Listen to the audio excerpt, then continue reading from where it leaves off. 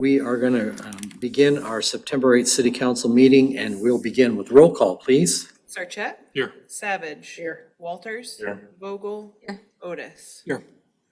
Item number 3, approval of agenda. Motion and a second. So moved. Second. Roll call. Otis? Yes. Sarchet? Yes. Savage? Yes. Walters? Yes. Vogel? Yes. Okay, item number 4, public hearings. We have 3 public hearings tonight. Public hearing 4A. It's time to, public hearing 4A is public hearing on the proposal to enter in the essential purpose loan agreement and to borrow money thereunder in a principal amount not to exceed $2 million. So it's time to close the regular meeting and open the public hearing on the proposal to enter into the essential purpose loan agreement and to borrow money thereunder in a principal amount not to exceed $2 million. When was the notice published? August 29th, 2025. Have we had any written comments received for or against the proposal? We have not. All right, at this time, I'd like to request staff to provide a report. Andrew, I understand that's you.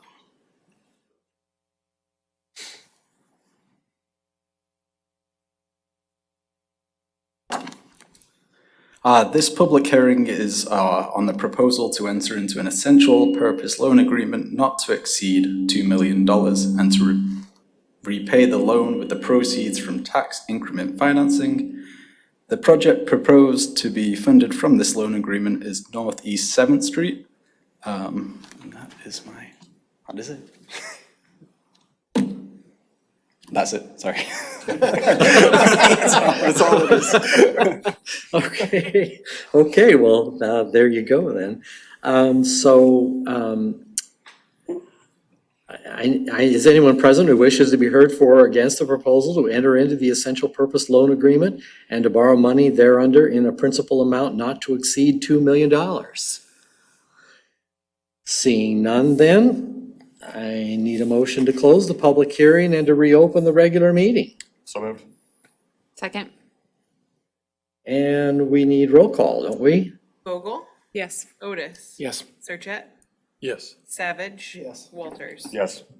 So could we pause here for a second? Sure. So you walk me through so this was just a public hearing, no action taken. What are the next steps for this project? So we're gonna hold a second public hearing right now, and then we're gonna consider a resolution to approve taking action on the loan agreement and combine the 2 loan agreements into one. Okay. So we took no action on the essential purpose loan agreement. Just that piece of it gets bundled in with the regional park loan agreement hereafter? Yes. Yep. Okay. So then we will move on to hearing 4B, time to close the regular meeting and open the public hearing on the proposal to enter into the regional park loan agreement and to borrow money thereunder in a principal amount not to exceed $4 million. When was the notice published? August 29th, 2025. Have we had any written comments received for or against the proposal? No, sir. This time, I would like to request staff to provide a report. This public hearing is on the proposal to enter into the regional park agreement not to exceed $4 million and to repay the loan with the proceeds from tax increment financing. The project proposed to be funded is the regional park. After the public hearing, the City Council will consider a resolution to approve taking actions on the loan agreement and combine the loan agreement into one. Is that it? Yep. Okay.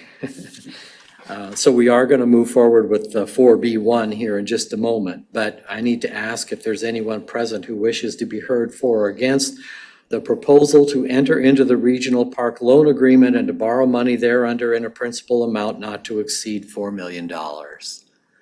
And it does not appear that there is. So I need a motion to close the public hearing and reopen the regular meeting. Motion? So moved. Second? Second. Roll call? Savage? Yes. Walters? Yes. Vogel? Yes. Otis? Yes. Sarchet? Yes. All right, so then we'll move on to 4B1. I need a motion to approve the resolution taking additional action on proposals to enter into general obligation loan agreements and combining loan agreements. So I need a motion to approve and a second. So moved. Second? Is there any discussion on that? Yeah, did we reach back out to the committee that wrapped up here at the end of the spring on taking action to, like, notifying them we're taking the next step? Or were they made aware? I had somebody reach out to me just yesterday, and I told him we were. Okay, but broad notification to all the folks, maybe it didn't happen. Well, and I spoke to a couple of other people, but did we send out a broad statement to the whole group? No. Okay. Part of the reason that I ask that question is the combining of these, and I'm interested to hear what potential financial gain there could be in doing that. But I know we separated out essential use and what's it called, general use? Do I have that right? What's, Yeah. General obligation and essential, well, there's general corporate purpose and essential corporate Okay. purpose. okay. And I think the committee landed on, maybe it was making a distinction. I don't know. I just like to get clarity on that because I'm, and if we could maybe walk through the subsequent approvals that would need to happen to get this all done. But I'm on board with the $4 million regional park plan. Maybe ideally would have liked to seen some different options considered, but I think given the majority approval but not requisite 60% approval needed for the bond issue, this is a reasonable compromise. And that's very, very subjective. Some people may think differently, but I think that's appropriate. The road piece I'm still not sold on is needed, and adding to the figure then gets us a little bit higher than I would like to see for a road that I have to believe there are other options, or whether it's resurfacing or that. If we're gonna spend $2 million on a road, I don't think from a traffic perspective would be on North, I'm blanking on the name of the road, but North 7th, thank you. So commingling these two together makes it tough on approvals, but is there a X and O financial benefit to doing these as one general obligation loan agreement? The reason you would combine them is so you only have one cost of issuance. So the cost of issuance is about $50,000 if you issue general obligation debt.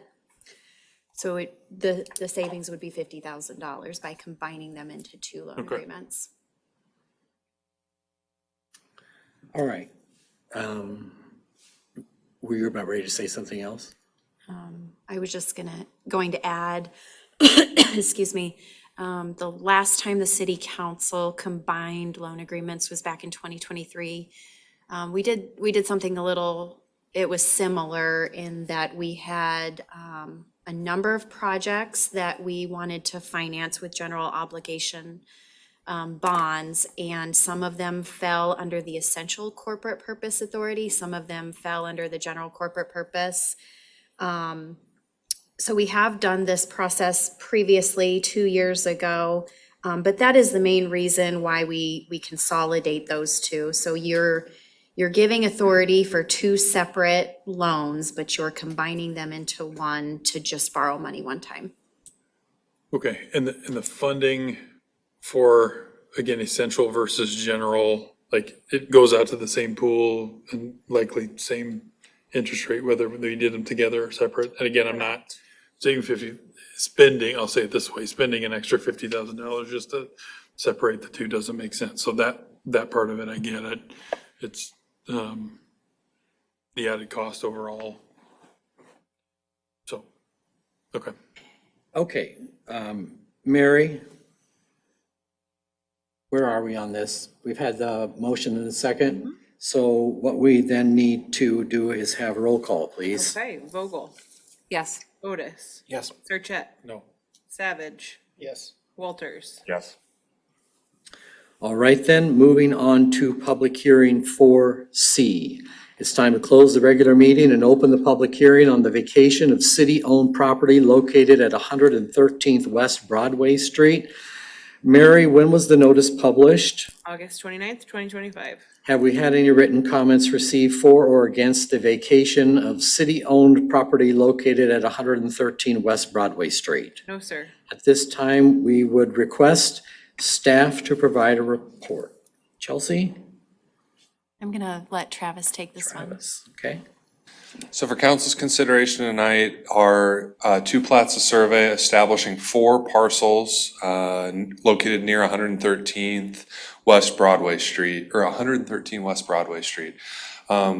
You may know that, so this is a portion of city-owned alley that has never been vacated. The adjacent property owners, Susie Sheldall and Roco LLC, have expressed interest in the city vacating these properties and then splitting them halfway. You may have noticed when reviewing your packet that there is an oddity where we are creating 4 parcels instead of 2. And that is because at some point, a portion of that alley got vacated and then a portion of it didn't get sold. And so you've got 2 separate little pieces that have already been vacated and are under 2 separate property ownership. And then you've got the 2 city-owned pieces that run long ways along the property. The property owners have expressed a willingness to accept these, and they have agreed as part of a development agreement to reimburse the city for their costs of professional billings. As part of this approval, there is also an easement that will be created to contain the existing sanitary sewer easement to allow perpetual maintenance and care of the existing sanitary sewer that encroaches within that alleyway and then onto Susie Sheldall's property to the northwest. Staff recommends approval of this. You do have an option of waiving the second or third reading. To my knowledge, there is no urgency on this matter, so I will leave it up to council's discretion as to whether or not you wish to waive the second and third reading of this ordinance. Guys have anything? Anyone present who wishes to be heard for or against the vacation of the city-owned property at 113 West Broadway Street? I need a motion then to close the public hearing and reopen the regular meeting. So moved. Second? Second. Roll call. Otis, Yes. Sarchet, Yes. Savage, Yes. Walters. Yes. Vogel. Yes. Item 4C1 then, I need a motion to approve the resolution to authorize the vacation of city-owned property. Motion and a second. So moved. Second. And roll call. Sarchet, Yes. Savage, Yes. Walters. Yes. Vogel. Yes. Otis. Yes. All right, we'll move on to item number 5, public comments. This is the time and place for comments for any item other than those that are, Are we gonna do the second or third? I don't have an issue waiving the second and third. oh, hey, that's fine. I'm all for it. How about a motion and a second to waive the second and third readings? So moved. Second. And roll call. Vogel. Yes. Otis. Yes. Sarchet, Yes. Savage, Yes. Walters. Yes. Good call on that. Public comments, time and place for comments for any item other than those that are a public hearing. I know that Stacy has given me a card here, Stacy, so you want to go first? Stacy Allen, the Go Polk City Executive Director, 101 East Bridge Road, Suite A, for the address. I just wanted to come and give a quick little recap of some things that have been happening in Polk City. So on August 27th, right here, we had a really great luncheon with Secretary Pate and Teresa Davidson from Chains Unleashed. They came and talked about Iowa's IBAT program and human trafficking in Iowa and in town and towns just like ours. So it was very interesting, very eye-opening. We went over to the square after that and did a red sand project to raise awareness. Secretary Pate's office did make a nice little post and thank Polk City for being part of the solution, so that was pretty great to see too. It was well attended and we had a good time. If you didn't notice, we had RVTV last Friday.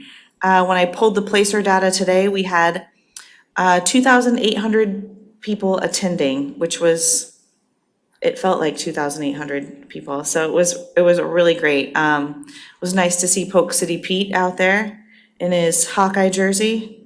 Like to see that. Cy was here too. I know that Fenders had a record sales weekend. The pub also did. Several businesses, Whatcha Smokin' sold out of their 700 pork sliders, which was great. So it was a huge success. I don't have the numbers yet back from everybody, but there were several different businesses that instead of selling things for a price, they were selling things for a free will donation to go to a local cause. So that was really neat to see the community come together like that and just raise money for all things in Polk City. We have 2 new med spas opening up very soon in town. So we'll have a ribbon cutting for Lush Wellness right here on the square. And then Nova Med Spa, they're having some delays in construction, but theirs will be October 9th. Lush will be September 25th. So those will be great to have in town too.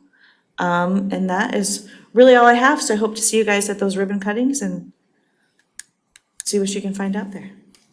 Thanks. Thank you, Stacy. Thank you. Great work. Also here tonight, Gus. It's Mraz, isn't it, Gus? Yes. Yes, Gus is our newest member of Planning and Zoning. Yeah, my name is Gus Mraz. I live on 1713 West Waconsa Avenue. Just here to introduce myself. In the last council meeting, I was appointed to the Planning and Zoning Commission. Excited to be working with you guys. A little bit of background about me. I'm a civil engineer, graduated from Iowa State, professional engineer in the state of Iowa. I've been working with a consulting company for the past 5 and some years, 5 years and a few months. Look forward to working with you guys.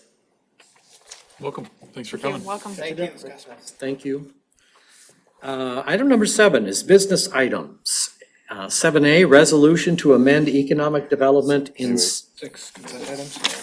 Oh, 6, consent items. Huh, my bad. Consent agenda items, I need a motion and a second to approve the consent items, please. So moved. Second. And roll call. Otis? Yes. Sarchet? Yes. Savage? Yes. Walters? Yes. Vogel? Yes. Item number 7, business items A, resolution to amend economic development incentive policy. Chelsea, you're going to give a report? I do, thank you, Mayor. So for the council to review this evening is a amended economic development incentive policy. If you all recall, we had a work session back in August to discuss the city's economic development incentive policy. We had some really great discussion. Based on that discussion, I made some proposed amendments to the existing policy. Most of the document I have completely just reorganized the language throughout the document to flow better and for it to be easier to read for both the public and developers interested in participating in the program. And then I've also made a few proposed changes based off of the feedback from the work session. So I've included both a clean version in the packet tonight as well as a red line version so you can see all of the proposed changes that have been made. One of the other things that I did, and I got this idea from a number of other communities' policies that I reviewed over the last several weeks, is I put together very specific criteria and I listed those in the policy. And I created a scoring sheet that we would use when we are ranking applications received from developers. I would also propose adding a few staff members in the review process for those for that application review process. I would include the finance director, and I'd also like to include the building official. I think both of those staff members would help score those applications, and those applications would be scored very specifically on the criteria that are outlined in the policy. I think this would lend itself to a more transparent process with scoring and what recommendations might be. But this is what I've come up with for an amendment to the policy. Again, I'm open for any conversation to take place or any other suggestions. I think this policy is a constant work in progress. I think it's something we should have in front of us every so often to review, but this is what I have come up with after the feedback I received from the council at the work session last month. So I'm happy to take any questions that you may all have tonight. Council? No questions, just appreciate the work. It's a much better flowing document, and I think it'll provide us a lot of benefit when we have developers come in to talk to us. I totally agree. Since we have Stacy who provided that original feedback, I know, being that a lot of it wasn't positive, it's sometimes tough to hear, but, and I know it was tough to get out. So again, great work, Stacy, and appreciate staff, Chelsea, whoever, was involved in making the upgrades here, acting upon that. Appreciate the work. Anyone else? I need a motion and a second then to approve the resolution to amend economic development incentive policy. So moved. Second? And roll call. Sarchet? Yes. Savage? Yes. Walters? Yes. Vogel? Otis? Yes. Item B, Snyder and Associates July 2025 Engineering Services invoice. I need a motion and a second to approve. So moved. Second. Roll call. Vogel? Yes. Otis? Yes. Sarchet? Yes. Savage? Yes. Walters? Abstain? Item number 8, reports and particulars. We'll begin with staff. Anything from staff? Okay, anything from you, Chelsea? I just want to acknowledge that Polk City has recently received the Distinguished Budget Award from the GFOA Association. All or most of the work was done by Andrew Skinner, our finance director, but this is a very big award and accomplishment for the city of Polk City. I just want to make sure I bring some recognition to the award this evening. Is that where the dramatic pause came from earlier? Nice work. Congratulations, good work. Yeah. Moving on to council then. Anything from council? I'll just speak up to the RVTV. I know we have a lot of really fun events in this community. I know Stacy and Jason put together fun stuff that involves our businesses, but Public Works does a ton of work to set up and prepare for it. Public Safety makes sure that it's a safe event. Our businesses showed up big time, and you did mention, several of those businesses did raise funds for things in our community, such as Friends of the Park. I saw Comic Cupboard, I think the School Foundation. So not only was it a really fun event to participate in and attend, but wins all around. So thank you to everybody that was a part of that. It was a really successful event. Okay, cool, thank you. I don't have anything to add tonight, so we'll move on to item number 9, which is adjournment. I'll ask for a motion and a second to adjourn, please. So moved. All in favor, say aye. Aye. Any opposed, same sign. We're adjourned. Thank you, everybody.